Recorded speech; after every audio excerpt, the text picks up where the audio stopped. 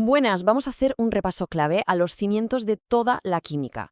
Hoy nos metemos de lleno en la estructura del átomo y en la configuración electrónica. Son conceptos que sí o sí hay que dominar para entender cómo funciona la materia. Vamos a desgranarlo todo directos al grano. Y es que es así de simple y de alucinante a la vez. Todo, pero todo lo que podemos ver y tocar está hecho de estas partículas increíblemente pequeñas. Los átomos son, literalmente, los ladrillos con los que se construye nuestro universo. Bien, este es el plan que vamos a seguir. Primero, la estructura básica. Después aprenderemos a contar sus partículas, viendo qué pasa con los isótopos y los iones. Luego, descifraremos ese mapa de los electrones y para terminar, lo juntaremos todo con un ejemplo práctico. Venga, pues vamos al lío. Empezamos por lo más fundamental. ¿De qué está hecho un átomo y cuáles son las reglas del juego que lo definen? A ver, un átomo, por defecto, es eléctricamente neutro. ¿Y qué significa eso? Pues que hay un equilibrio perfecto de cargas.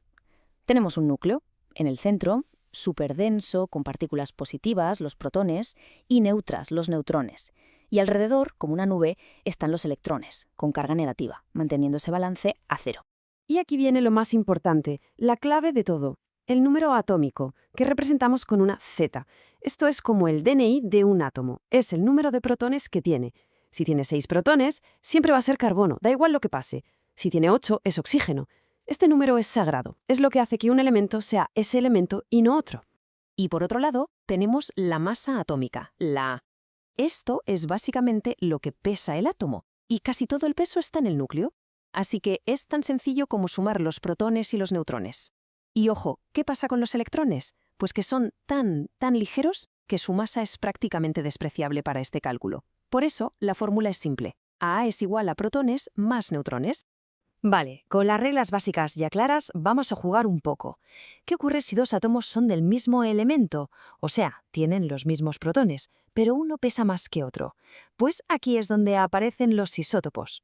Venga, un caso práctico para que se entienda bien. Nos dan un átomo de carbono 11. Ese 11 de ahí arriba es su masa atómica, la A, y sabemos que es carbono. La pregunta es, ¿cuántas partículas de cada tipo hay ahí dentro? Vamos a verlo paso a paso. Primer paso, los protones. Lo más fácil. Nos vamos a la tabla periódica, buscamos el carbono y vemos que su número atómico, la Z, es 6. Esto no se negocia. Si pone carbono, tienes 6 protones. Punto. Segundo paso, los electrones. Como nos han dicho que es un átomo, a secas, asumimos que es neutro. Y para que la carga total sea 0, si tenemos 6 cargas positivas de los protones, necesitamos sí o sí 6 cargas negativas, o sea, 6 electrones. Y vamos a por los neutrones. Si recordamos, la masa atómica A era la suma de protones más neutrones. Bueno, pues si le damos la vuelta a la tortilla, para saber los neutrones solo tenemos que coger la masa total, A, y restarle los protones, que ya sabemos cuántos son. O sea, A menos Z. Y ahora solo hay que poner los números. La masa A es 11. El número de protones, Z, es 6. Pues 11 menos 6 nos da 5. Ya está. El carbono 11 tiene 6 protones, 6 electrones y 5 neutrones. ¿Resuelto? Perfecto. Ya hemos visto lo que pasa cuando cambiamos los neutrones, pero ¿y si lo que cambia es el número de electrones? Ah, amigo, aquí la cosa se pone interesante, porque es cuando los átomos dejan de ser neutros, adquieren carga y los llamamos iones. La lógica es aplastante, fijaos, si un átomo pierde electrones, que son negativos, se queda con un exceso de protones, que son positivos. Resultado, una carga neta positiva. A eso lo llamamos catión. Y al revés, si un átomo gana electrones, pues tendrá más cargas negativas que positivas, y se convierte en un anión, con carga negativa. Venga, otro reto, esta vez con un ión. Tenemos el selenio 78, y fijaos, nos indican que tiene una carga de 2 negativo. La propia notación nos da toda la información. La masa A es 78 y el número atómico Z es 34. Empezamos por lo que ya controlamos. Protones, pues miramos el número de abajo, el 34, fácil.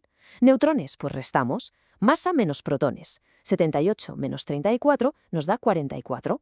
Protones y neutrones, listos. Y ahora la chicha, los electrones.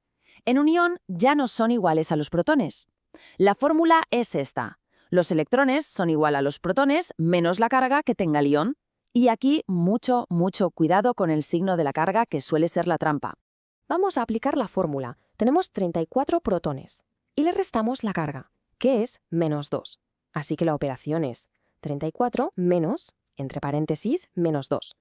Menos por menos es más. o sea, 34 más 2. Resultado, 36 electrones. Y tiene todo el sentido del mundo. Si es un anión con carga 2 negativo, es porque ha ganado 2 electrones respecto a su estado neutro.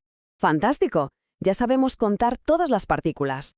Pero ahora vamos a ver cómo se organizan los electrones. Porque no están ahí de cualquier manera en un cajón desastre. No. Siguen unas reglas muy estrictas. Y a esa organización la llamamos configuración electrónica.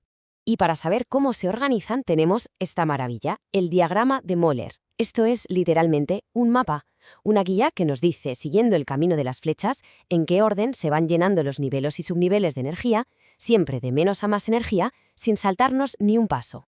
Pues vamos a usar este mapa para un caso real. Cogeremos un elemento que conocemos todos, el sodio, y vamos a ver dónde tiene colocados todos y cada uno de sus electrones. Vale, el sodio tiene un número atómico de 11. Eso significa que tenemos 11 electrones para colocar. Cogemos nuestro diagrama y empezamos. Primer nivel, el 1s. Caben 2 electrones. Llevamos 2. Seguimos la flecha, llegamos al 2s. Otros 2. Ya van 4. La siguiente flecha nos lleva al 2p, donde caben 6. Sumamos y ya tenemos 10. Nos falta solo 1. Miramos el mapa, que viene después del 2p, el 3s. Pues ese último electrón va ahí. Y ya la tenemos. 1s2, 2s2, 2p6, 3s1. Y esto no es solo una sopa de letras y números, ¿eh? Esto es como la radiografía química del sodio. Nos dice, por ejemplo, que el nivel de energía más alto que ha alcanzado es el 3, que en ese último nivel solo hay un electrón, que es su electrón de valencia.